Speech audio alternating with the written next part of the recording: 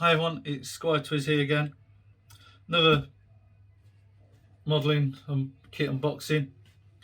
This time it's the Airfix Club limited edition Gloster Meteor FR9. So this is a new tooling, I believe, of the Gloster Meteor. It's the limited Airfix Club, so you sign up for the Airfix Club. It's a yearly subscription. I think it's about, if I remember rightly, about £30 a year. With that you get a kit. Each year it's a different kit. You get a passport for the Airfix Club. You get sent magazines. You get a calendar every year. And this year we got the remove before flight tag keyring, which we got last year. So Airfix, if you are listening to this, might be time to move on from it, because there's only so many keyrings you can have, and everyone will have had one. But it is better than what I got for the first year I did it, which was a trolley token. So onto the kit. I said Airfix Club, you get a kit when you sign up for the club. They say limited editions, but it tends to be a kit that they're already producing, just with different decal variations, paint schemes on, compared to the ones that they normally sell to the general public. So this is Gloster Meteor. It's limited edition because it has two different decal variants that you can't get in a normal kit. This is number 8 Squadron, Royal Air Force Sarge, Trucial States. I have no idea what that is, 1958. And another one from Ecuador from 1973, from the Tora Air Force Base, Ecuador. So, for a change, they're not RAF, they're not UK or American decals. These are actually quite unusual decals, I believe. You wouldn't normally get them from these sort of air forces. So one's a camo scheme, one looks like a plain grey. Standard box. On the side you get the same sort of things as what's on the front, the side views of the planes. This says it's 154 pieces, it's 190mm in length and 157 in width. Skill level 2, so it's not overly complicated, and a list of recommended Humvol paints that you may need to complete it.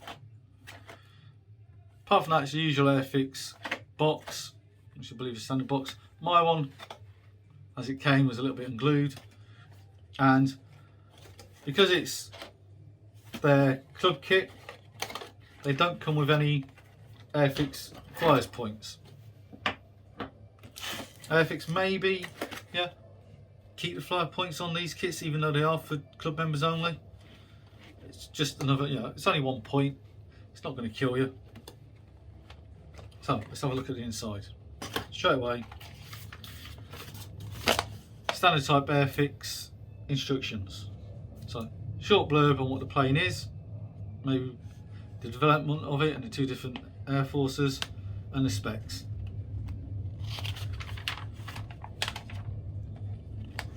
Straight into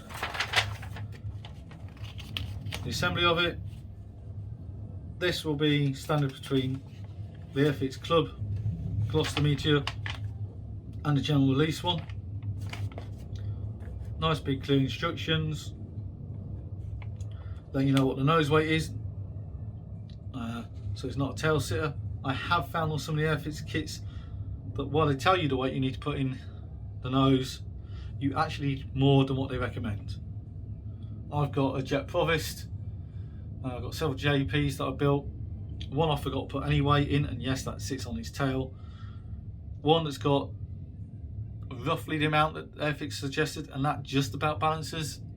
Sometimes it sits on tail, sometimes it doesn't. And one that's got more than it needs, and that sits quite nicely on this. So bear that in mind when you're putting this together. Bear in mind as well with some of the Airfix ones, they don't pre-drill the holes. You need to drill the holes out depending on what you're fitting, armament wise. It's always awkward to do that after you've assembled the kit. So there's two different variants of the engine nozzles. I've noticed. It's like different length and size. So there's a couple of options here. And the cage up and the cage down as usual. Air brakes up or down. Fitting a pilot. Again, Airfix are one of the few manufacturers I know that still put pilots in their kits. It's a nice touch, but I always think at 1/72 scale, the pilots aren't always moulded that nicely. So a few of my kits I've left them out, some of the others I've put them in. Just depends on who I'm in on the day. And here we have the paint schemes. So 2 paint schemes. The True Shore States one in the camo with a nice PRU blue underside to it. That actually looks quite nice. Well, you got the Ecuadorian one, which tends to be the silver all over. I don't know how I feel about aircraft that are just one colour, whether it's the plain grey like the Harriers, GR9s and that later Harriers. They tend to be like a medium sea grey or light grey, or some of the American ones like the Mustangs and that where they're natural silver, natural aluminium. I don't know if I like those more than camo ones. I think actually I do prefer camo paint schemes and the various coloured paint schemes rather than just plain all in one. So I'll probably do this one as paint scheme A. Obviously the downside to that is you need more paint and better abilities. And then on the back, as I've found with a lot of later Airfix ones, their stencil data, which is all the little fiddly transfers that you've got to stick on. There's a lot on this looking at here. I'm seeing numbers as high as 83, yeah, 83, 82, 89. So that's just the stencils. There are loads of them. They're the ones that I find when you dip them in the water to peel them off, either float away, rip, or they're too small to even make out what they are. And they get lost, some of them, quite easily. I can see here, these ones on the wing. And up here, they're really small, they'll probably get lost and not stuck on. Here's the decal sheet. I don't know if this is cartograph ones. I think all Airfix new kits are cartograph, so that'll be good. They look really nice, but as you can see, so many small stencils. I'll doubt I'll put half of those on. But colours are nice and bright, nice and crisp. What can I say, it's standard Airfix these days. So, the sprues themselves, this is how they come. They weren't bagged. They're darker, a very dark grey compared to what I've seen lately of Airfix kits. Quite shiny as well. So we'll have a look at that. So that's one. Doesn't look to be much flashing on there. That's quite nice. But yeah, they are really dark. I don't know if that's coming across with a light on filming, but there's your pilot.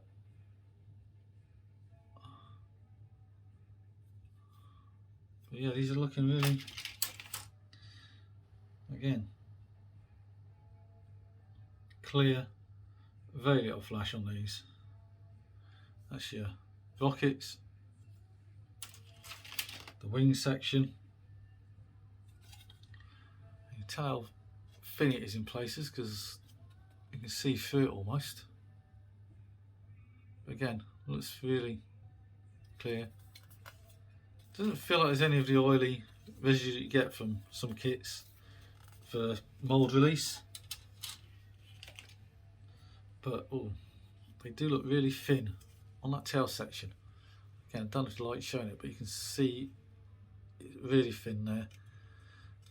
Hopefully that'll go together well. The fit, I know for the later kits now, Airfix are really good with most of the fitment issues. They all tend to fit pretty well. Without too much adjustment having to be done. Like having built the Vulcan kit, the new mouldings for it, it was still a bit of a kit to put the wings together. Nice and crisp canopies. That one's frosted and an unfrosted section. I suppose that'll depend on which one you're putting together. But it looked fairly clear, fairly clean, getting really bright. Even this feels or looks a different plastic to what I've seen for some of the other canopy kits I've done. So there we go. A very simple kit, as in on the unboxing. Not that many parts really to it. What did I say it was? 154 pieces, and that includes all the rockets and everything else. Some really thin edges on some of these parts, so that may give you some problems when you're fitting it. The thinner they are, they tend to warp a bit more. But standard Airfix affair these days, they've got a lot better than they used to be. As for the subject matter, doing a Gloster Meteor, I think it's one of those kits that people have been screaming out for ages and have wanted. Why the FR9 variant? Who knows, Airfix, maybe you can answer that. But one of the first jets to go into service with the RAF and that, what was it, early 50s I think, developed. So, nice kit. We'll see what that's like when it's finished and built. And that's it. So, this is Squire Twiz saying, happy modelling.